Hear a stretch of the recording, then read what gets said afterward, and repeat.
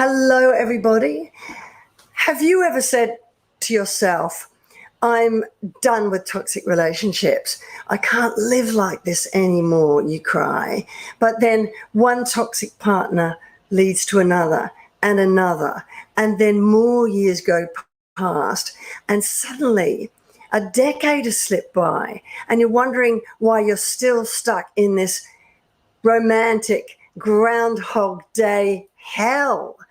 And by now, your anxiety levels are through the roof and you're fearful because an emptiness and a loneliness has crept in, and you're starting to spend more days than not just feeling really sad, full of regret now for all the time, the energy, the years that you've wasted trying to fix bad relationships and damaged men or women. And the worst part is, you know that you've lost yourself completely along the way. You look back and you remember that person you once were, that vibrant, happy, alive, confident person, and you see now that you're just a shell of yourself. And you know that it's time you're never going to get back. And that bothers you because you now fear that maybe time is running out, but you're scared of trusting your judgment, especially because now you're dipping your toe back in the dating world. You just feel that you've become so much more guarded and more isolated. And what's happening now is you cut and you run at the first sign of anything toxic because it terrifies you.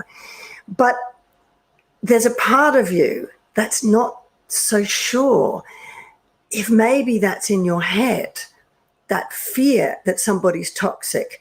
Maybe you're projecting that fear that they're toxic onto them, and maybe they're not toxic at all. Maybe you're potentially pushing nice partners away, someone who could be that life partner that you've craved for so long. But you think, how can I tell which is which? Because you know your compass or your picker is off. Mine was, oh my gosh, I mean, talk about the worst compass in the world, because I chose a guy who almost murdered me. So when I came out of that, I knew my picker was wrong. And I was terrified when I was dating. And that's exactly what I did do, actually. I projected onto the man who's now my husband. I thought he was toxic. I projected all these things and I thought he's toxic, and I was going to cut and run, and I was pushing him away and doing all this. And I was actually wrong. It was my fears that my judgment was so bad that I probably chosen wrong, therefore he was toxic. And he wasn't. I mean, he's the life partner that I'm growing old with. And actually, I just remembered, today is our 33rd wedding anniversary. So I know how you feel, you know, and like me, you probably blame yourself for having put up with so many toxic relationships and so much abusive or toxic behavior for too long, and you just didn't give yourself the proper chance. And now, if you've gone on like this for years, those fears that time's running out and maybe it's too late is leading you to do everything you can to just block it all out. You know, you bury yourself in work to dull the emptiness and pain and the regret and the loss and the fear of what will happen if you end up alone. So you have to stay busy, in denial if you like. So you work longer and longer hours. Or you might comfort eat, or you might drink too much, you know, all of these coping mechanisms to just dull the pain that you feel. And you become ever more of a high achiever to hide the fact that inside your life, you feel like your life is falling apart. You know, you're trying desperately to show the outside world, I'm good, I'm strong. But inside, you feel like a failure, especially in the eyes of your children, because you see the way they look at you and worry about you. You know that they're starting to feel your sadness because when you get home, You can't hide it anymore. And they're watching you as you're burning yourself out, and perhaps your health is starting to suffer. And that adds to your worry, because now you worry how this is all going to impact them. When did they switch roles and become the parent who worries about you, not the other way around? And you worry, what role model have you set for their future relationships?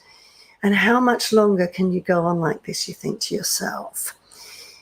If you keep running from pain and hiding from yourself, it will only get worse.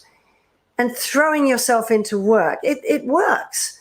It is a distraction, but it's not healing the wounds. It might put a Band-Aid on for a little while, but it doesn't heal the wounds, because denial works for a while to numb the pain, but it only can take you so far, as one day the reality will hit and you'll realize too late that another 10 years have gone past.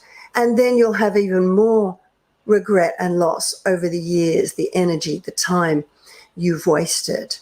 So if you feel perhaps that time is running out and you're just numbing the pain, distracting yourself, trying to stay in denial, then perhaps it's time to be honest with yourself that everything you've tried so far hasn't worked, and you need help and support to break this cycle, this toxic Groundhog Day of hell cycle once and for all, and to show your children what a beautiful, strong, happy, healthy role model you are. Show them what strong boundaries and healthy relationships looks like. How would that feel? So if this sounds like you, then I really would love you to watch my new masterclass, the 5-step relationship detox method to recover from toxic relationships, fall back in love with yourself, and never settle for less than you deserve again. It's really worth you watching. It's worth your time, because if you've tried everything else and nothing has worked so far, then I really think this will be of benefit to you, because it will explain why you're trapped in that cycle and just can't break free of it. Matthias says, can a depressed person lose attraction for other person due to their depression? Matthias, I'm not clinically trained to deal with clinical depression, I'm afraid. So that is, I'm not sure of. But what I do know for certain is you do attract to yourself what you are like. And if you are someone with low self-worth, low self-esteem, weak boundaries, then you are going to attract somebody in your life who treats you as worthless, who crashes over your boundaries. And regardless, Matthias, what I would say to you is it's not about the other person. This is where we go wrong. We focus on the other person and we think the other person is the issue. You know, you're saying to me, can I lose my attraction for this other person because of the depression I feel? The most important thing is that you focus on you. If you've got any feelings of sadness or depression or fears or self-doubt, take your focus, your energy, and focus off them. Because if you've been in these cycles, you've wasted years already focusing your energy, your attention on somebody else and not where it belongs, which is onto you.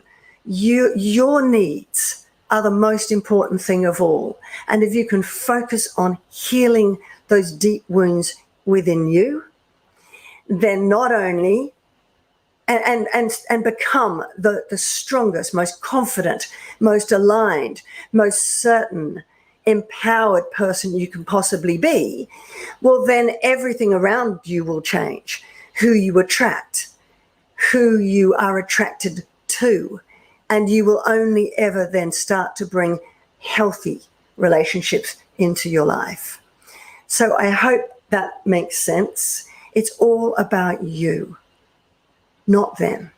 It's all about healing you.